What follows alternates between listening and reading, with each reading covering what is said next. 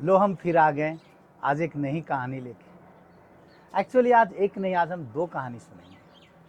और पहली कहानी जो है ये बर्नार्ड रसल के द्वारा लिखित है। इस कहानी में क्या होता है कि एक चर्च का पादरी एक दिन सो रहा है और सपने में वो देख रहा है कि वो स्वर्ग के द्वार पे पहुंच गया है। और स्वर्ग का द्वार इतना बड़ा है, इतना विस्तृत है कि उसका कोई छोर दिखाई नहीं देता। और ये पादरी उस स्वर्ग के द्वार के सामने चींटी सा मालूम होता है।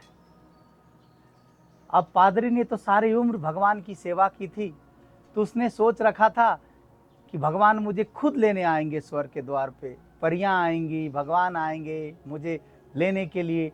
लेकिन यहाँ तो द्वार ही इतना बड़ा है कि कुछ पता नहीं चल रहा है। फिर द्वार ये खटखटाता है, आवाज करता है, लेकिन ये द्वार के सामने इतना छोटा है कि इसके खटखटाने से द्वार पे कोई असर नहीं हो रहा है।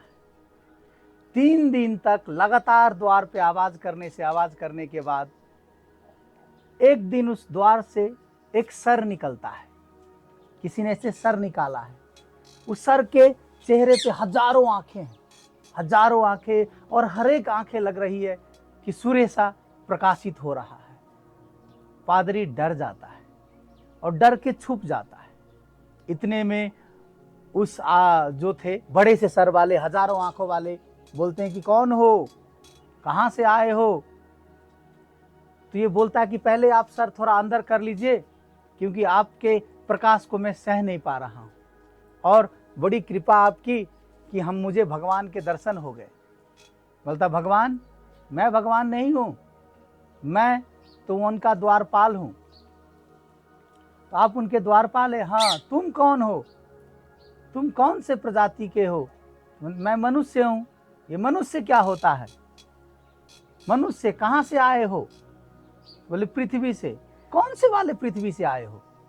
ये पृथ्वी क्या है? बोलता आपको पृथ्वी नहीं पता?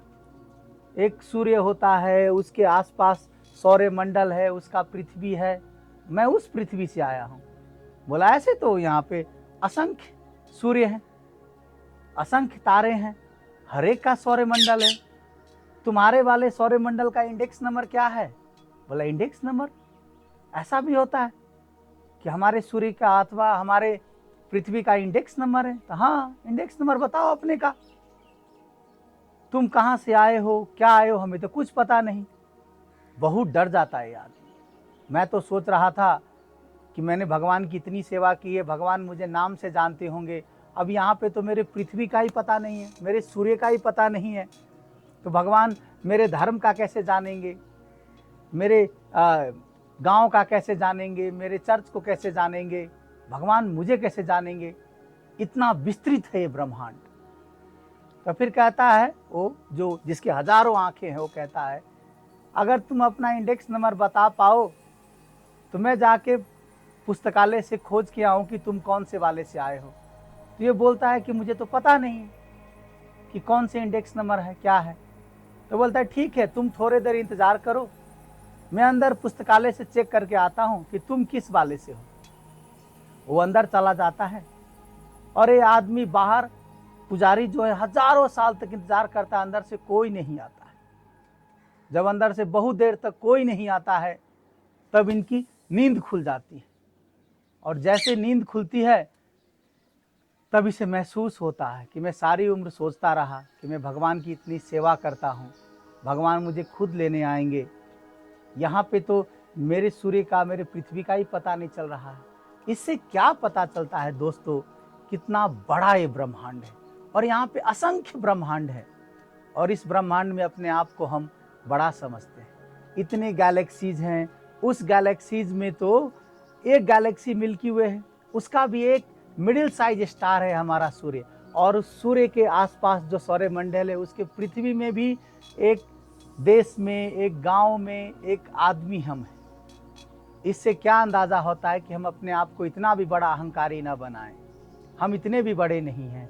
इस प्रकृति में, इस ब्रह्मांड में हमारी इतनी भी बड़ी स्थिति नहीं है।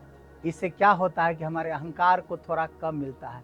जैसे जैसे चीज़ों को हम थोड़ा कम सोचने लगते हैं, जैसे जैसे हम अपने आप को देखने लगते हैं, हमारा चित्त शांत हो जाता है। और जब हमारा चित्त शांत हो जाता है तब हमें सच में सच्चाई दिखती है। सो इससे हमें अंदाज़ा होता है कि ब्रह्मांड कितना बड़ा है। और ऐसे ही एक हमारी स्टोरी और है, एक कहानी और है हमारे हिंदू में, हमारे सनातन परंपरा में एक और कहानी है। एक दिन की बात है, हमारे जो ब्रह्मा हैं, ब्रह्मदेव हैं, जो 4 सिल वाले ब्रह्मदेव हैं, वो द्वारिका जाते हैं भगवान कृष्ण से मिलने के लिए। जब वो गेट पे जाते हैं तो वहाँ पे द्वारपाल रोकते हैं, रुकिए मैं अंदर से पूछ के आता हूँ श्री कृष्ण से। वो अंदर पूछने जाता है। फिर जब पूछ के आता है तो द्वारपाल उससे पूछते हैं कि आप कौन से ब्रह्मा हैं। ब्रह्मा बहुत चकित होता है, कौन से ब्रह्मा? क्या श्री कृष्ण को पता नहीं है कि 4 सर वाला ब्रह्मा मैं ब्रह्मा हूँ? बोलता अच्छा आप 4 सर वाले ब्रह्मा हो, तो ठीक है मैं अंदर जाके पता करके आता हूँ। फिर अंदर जाते हैं, फिर वापस बुलाया जाता है ब्रह्मदेव को। तो ब्रह्मदेव अंदर जाते हैं और बहुत विचलित हो जाते हैं।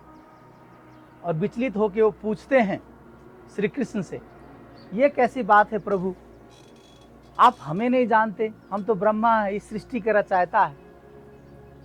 तो श्री कृष्ण कहते हैं कि ब्रह्मदेव आप इतने ज्ञानी हो, लेकिन आप इस माया में फंस गए, कुछ देर रुकिए। इतने में श्री कृष्ण वहाँ जितने इस ब्रह्मांड में ब्रह्मा है सबको बुलाते हैं। कोई ब्रह्मा है जिसके 1 सर है, कोई ब्रह्मा है जिसके 2 सर है, कोई ब्रह्मा है जिसके हजारों सर है, कोई ब्रह्मा है जिसके करोड़ों सर है। जिसकी जितनी बड़ी सौरमंडल उसकी उतनी बड़ी क्षमता, उतना ज़्यादा सर। तब श्री कृष्ण कहते हैं आप तो बस एक ब्रह्मांड के रचयिता है, यहाँ तो अनंत ब्रह्मांड है, मल्टीपल यूनिवर्स हैं, मल्टीवर्स हैं। आप तो सिर्फ इस ब्रह्मांड, इस सौरमंडल के आप रचयिता हैं।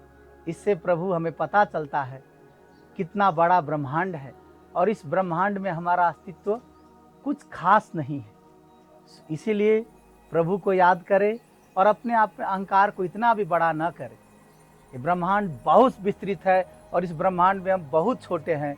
और इस ब्रह्मांड में जब हम बड़े आदमी बनने की कोशिश करते हैं तो हमारा चित्त अशांत होता है।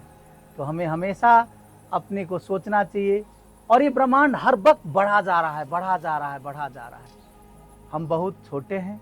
इससे क्या होता है, मन को शांति मिलती है और हम संत से देख पाते हैं और हम सत्य को पहचान पाते हैं। राधा वल्लभ, श्री हरिवंश।